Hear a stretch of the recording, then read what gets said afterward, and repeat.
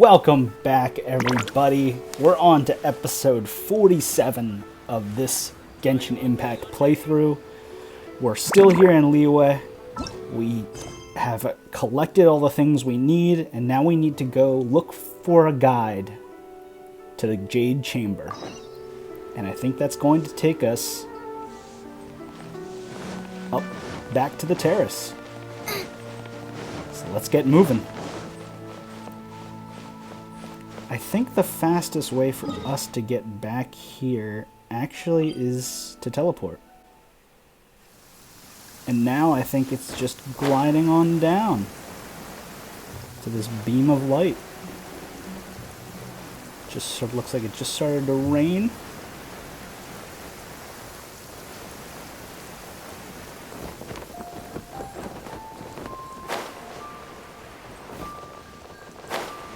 Oh, look. Is this our guide? Guide. According to Kuching, this is what we should say. Excuse me, do you sell the moon here? Yes. How many would you like? It's not convenient to speak of numbers here. Ah, well said. Please, use this to ascend to the chamber. Yes. Speaking of which, are you two the guests that Lady Ningguang has arranged to meet with today? You better believe it. Yep. And yet the code they used was not the one for guests, but for the Yuang.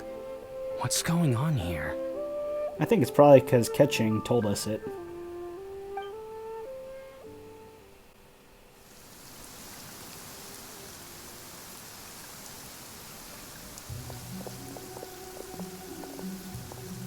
I've been waiting for you, returnee from Joyun Karst. It's Ningguang. Since this is our first meeting, we've prepared a gift. I hope you like it. Oh, for me. You have my thanks. It seems that I have made things difficult for you, considering that you were supposed to be my guests.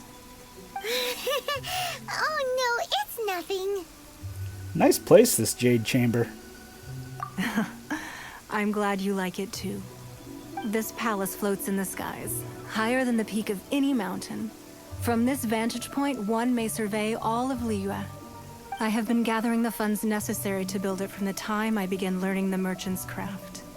And since becoming the Tianquan, I have spared no effort in hiring the best craftsmen to constantly extend it. At first, it was but the size of one room. Now, it is large enough to blot out the moon in the skies above Liyue. Wow.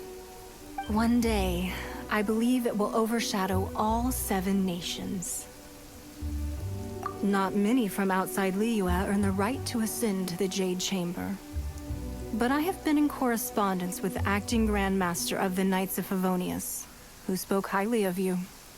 As such, I have been putting eyes and ears out ever since you reached Liyue.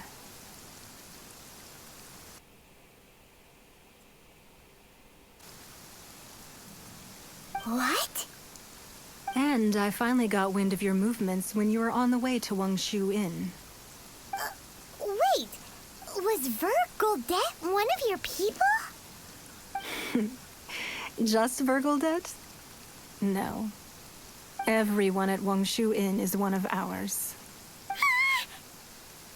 We also ran into the Yue not long ago. At the Guizhang Ballista, yes? You weren't peeking on us from the skies the whole time, were you? Sounds like she was.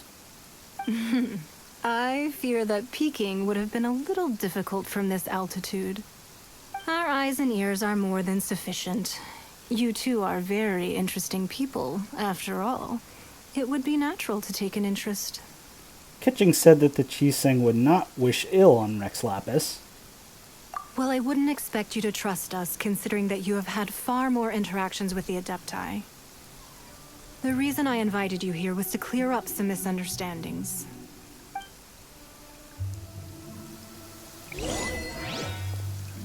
Speak to Ningguang. Where are you going?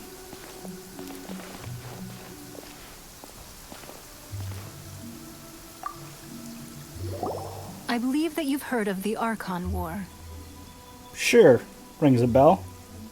Many gods used to walk this earth, and many long wars were fought between them that did not abate until 2,000 years ago. Much blood was shed, and many lives were lost. In the end, only 7 victors remained standing in Teyvat. They built cities and nations on the corpses of the vanquished, and thus began the era of the 7. You can see Goyun Stone Forest from here, I trust. It is no natural rock formation. Those are giant spears of rock hurled by Rex Lapis during the war. Wow.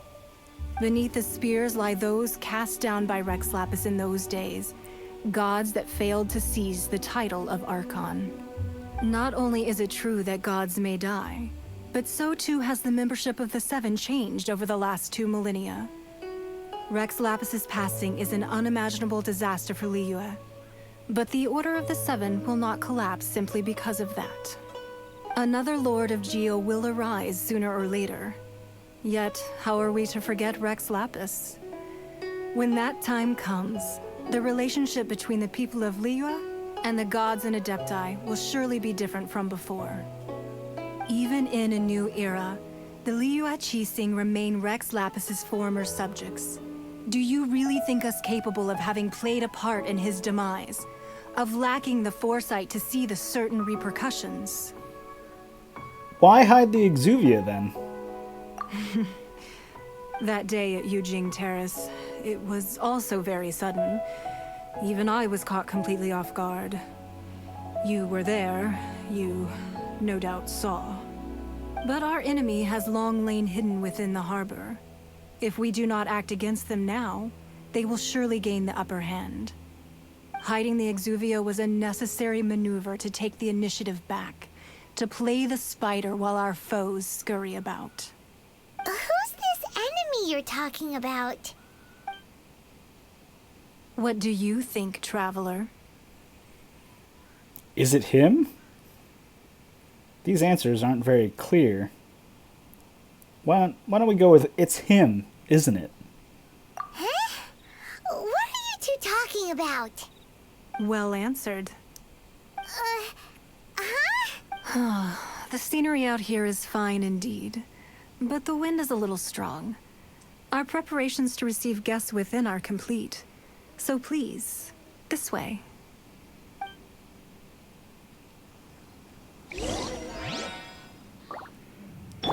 Alright. Looks like we get to enter the Jade Chamber now. Wowee! What a huge hall! Paimon's never seen such a fancy place before.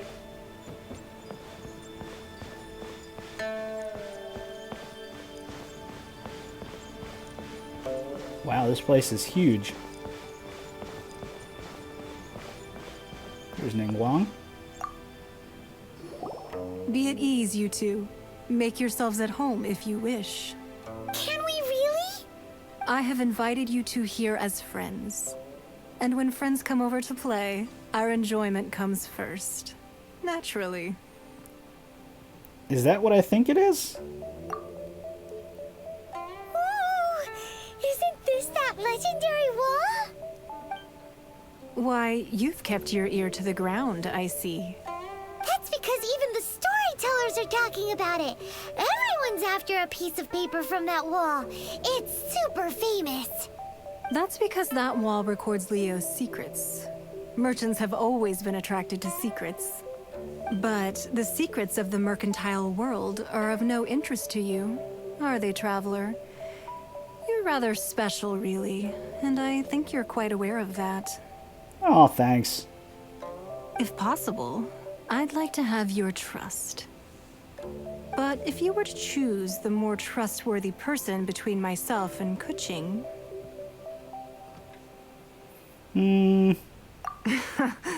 You'd pick Keqing? Nah, I had a feeling. I originally thought her a bit too hard-headed. With someone of her character on the Qixing, I've had some extra messes to clean up behind the scenes. But after she said those words, the time of the Adepti has long passed. If even the Liyue Qixing don't want to face that truth, then what future is there for Liyue? Well, I must say that quite a few of my doubts have been dispelled. I won't deny that Rex Lapis's passing seems advantageous to us. But for Liyue's sake, we cannot allow ourselves to be shackled by rumors of our usurpation of power. I surmise that the Fatui had a hand in this. Indeed. It seems that you understood what I meant to say from the very beginning.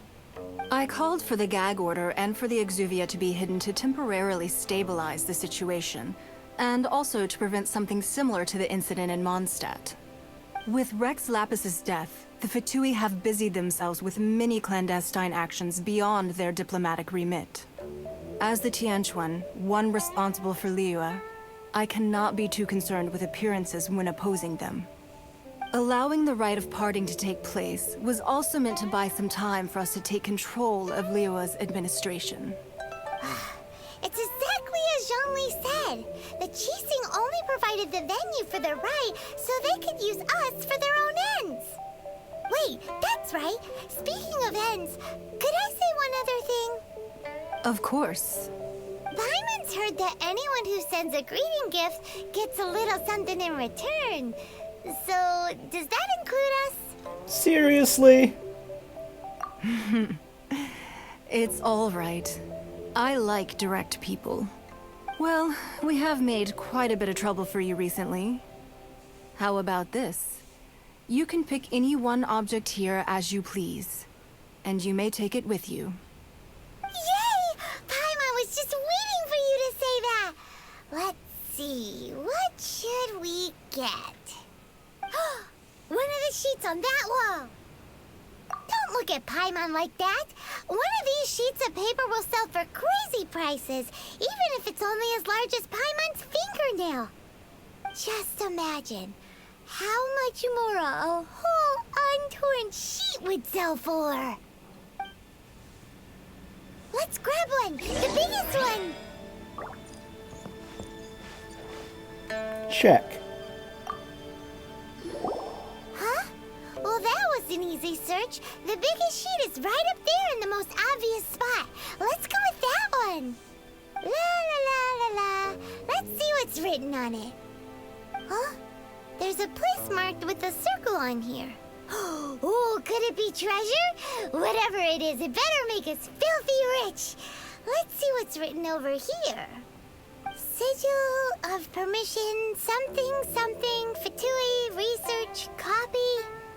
Huh? Aw, that doesn't sound like treasure at all. This piece of paper shows that a Qixing spy discovered traces of classified Fatui research on the Sigil of Permission.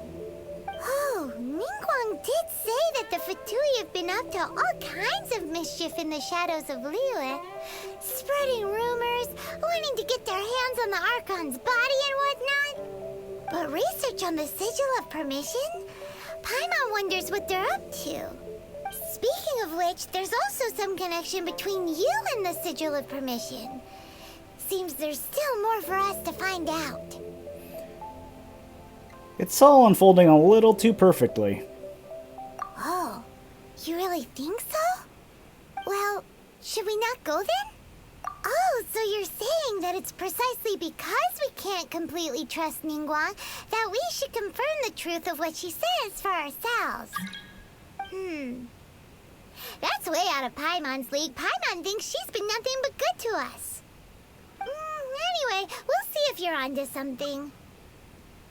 Before we look for Zhongli at Dihua Marsh, let's go to the place marked out on these papers and see if the Fatui really are up to no good there.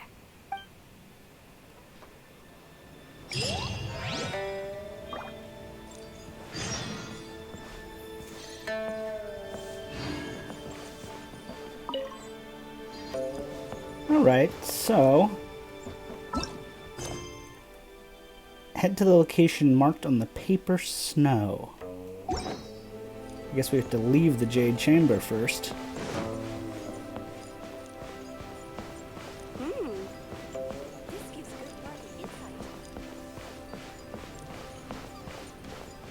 There's nothing else here that I think we need to do, right? Doesn't look like it. Oh, that's not the door. This should be the door. Alright, so where does this have us headed?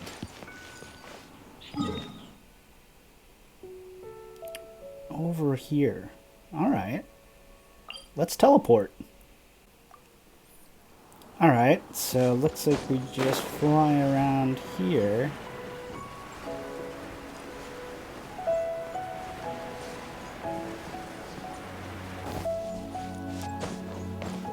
Can we go around these people? That's the question. Let's see if we climb up this little ridge here. Oh, there's another. Let's sneak by. Oh god, there's this guy here.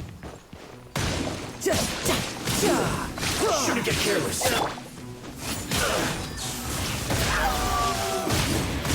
Take him down.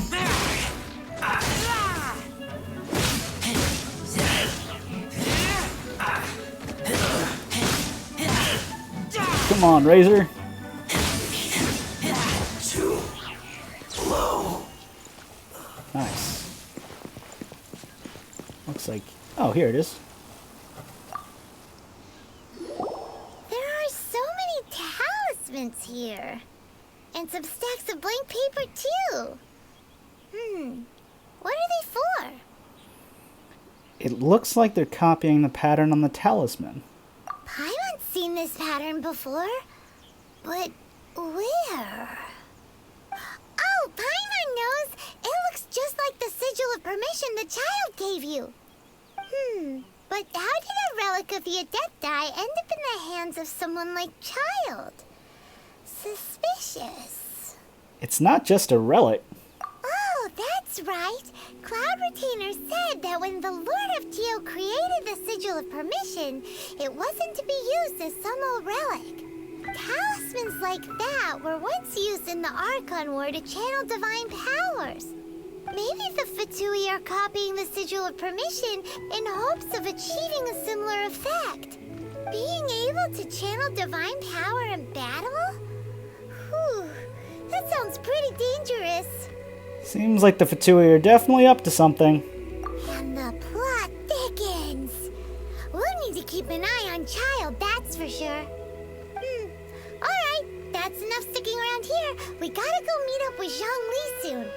The last stop on our rite of parting preparations tour is Dihua Marsh. Let's go! Paimon hates being late.